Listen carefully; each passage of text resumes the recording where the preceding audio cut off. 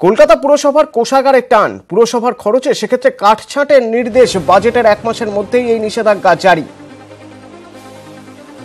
বাজেটের 70% খরচ করা যাবে, বাকি 30% টাকা খরচে হ্রাস টানা হচ্ছে। পুরসভার কমিশনারের নোটিশ জারি এবং দপ্তরগুলিকে আজই এই নোটিশ পৌঁছে যাবে।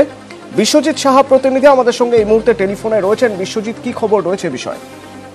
দেখো, বাজেট পেশ হয়েছে, তার 1 মাসের মধ্যেই এমবার্গো জারি করা হলো। মূলত যে সমস্ত কাজের ক্ষেত্রে মেরামত, রক্ষণাবেক্ষণ এবং নতুন প্রকল্প অর্থাৎ স্থায়ী সম্পদের যে কাজ, অর্থাৎ এই যে কোডগুলো, সেই কাজের ক্ষেত্রে 70% বাজেটের বরাদ্দের সেটা খরচ করা যাবে।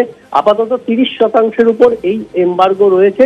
অর্থাৎ কলকাতা পুরসভার যে ফিনান্সিয়াল স্ট্যাটাস, অর্থাৎ কলকাতা পুরসভার কোষাগারের যে আর্থিক অবস্থা, সেই আর্থিক অবস্থাকে কিছুটা হ্রাস টানতে এবং বাজেটের ক্ষেত্রে বাজেটটাকে কিছুটা ব্যালেন্স করতেই পুরসভার এই নির্দেশ। এবং পুরসভার কমিশনার বিগত কয়েকটি বাজেটে কিন্তু এভাবেই হ্রাস টেনে দেখা গেছে যে বাজেটের যে আয় ব্যয়, সেই আয় ব্যয়ের একটা সমতা রাখা গেছে।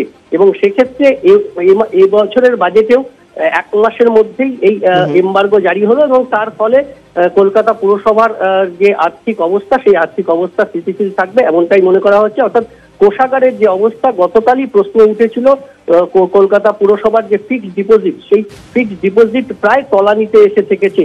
অর্থাৎ 2010 সালে যে ফিক্সড ডিপোজিট ছিল, সেই ফিক্সড ডিপোজিট গত বছর আর্থিক বছরের শেষে কিন্তু প্রায় 17 কোটিতে এসে থেকেছে, যেটা 1000 কোটির ওপরে ছিল।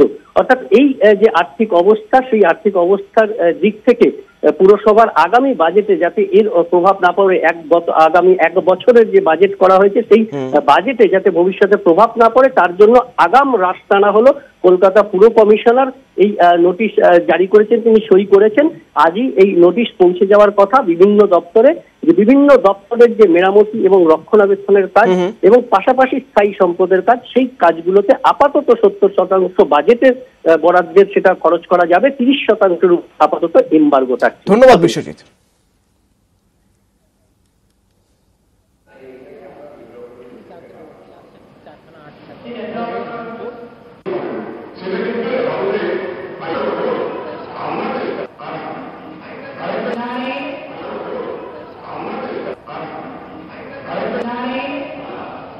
জমানো টাকাটা মানুষ কখন খরচা করে?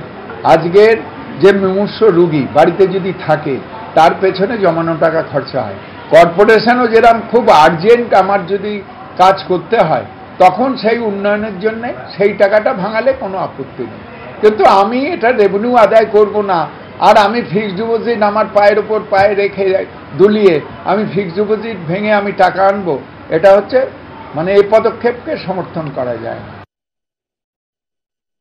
যেভাবে আয় বাড়াবার কথা ছিল, সেই উৎস সম্পর্কে কোনো স্পষ্ট ধারণা নেই, সেটা বাজেটে বারবার উঠে এসছে। আমরা সেদিকেই দৃষ্টি আকর্ষণ করেছি। এরা রাজনৈতিক মোকাবিলা করতে গিয়ে যুক্তিহীন কথাবার্তা বলেছেন। আমরা নির্দিষ্টভাবে বামফ্রন্টের পক্ষ থেকে যেটা বলতে চেষ্টা করেছি, সেটা হচ্ছে ফিক্সড ডিপোজিট ভাঙিয়ে এরা উন্নয়নের জন্য টাকা, ওদের ভাষা মতো উন্নয়নের জন্য টাকা খরচ করেছে। কিন্তু সেটাও যত না আমাদের সিভিক সার্ভিসের উন্নয়ন, তার থেকে বেশি সৌন্দর্যায়নে খরচ হয়েছে। এটা বাজে খরচ বলে আমাদের মনে হয়েছে।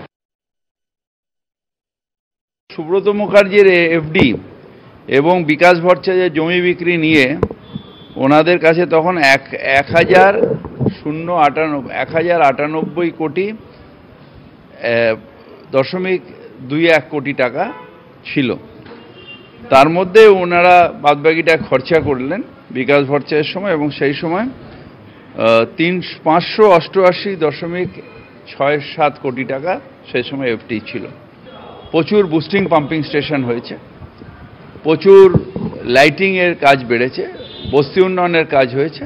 পৌরসভা হচ্ছে যে একটা ওয়েলফেয়ার সংস্থা, সেখানে এফডি রাখার কোনো মানে হয় না। সেখানে যতটা হয় নাগরিকের পরিষেবা দেওয়ার, এবং তৃণমূল কংগ্রেস পরিষেবায় বিশ্বাস করে।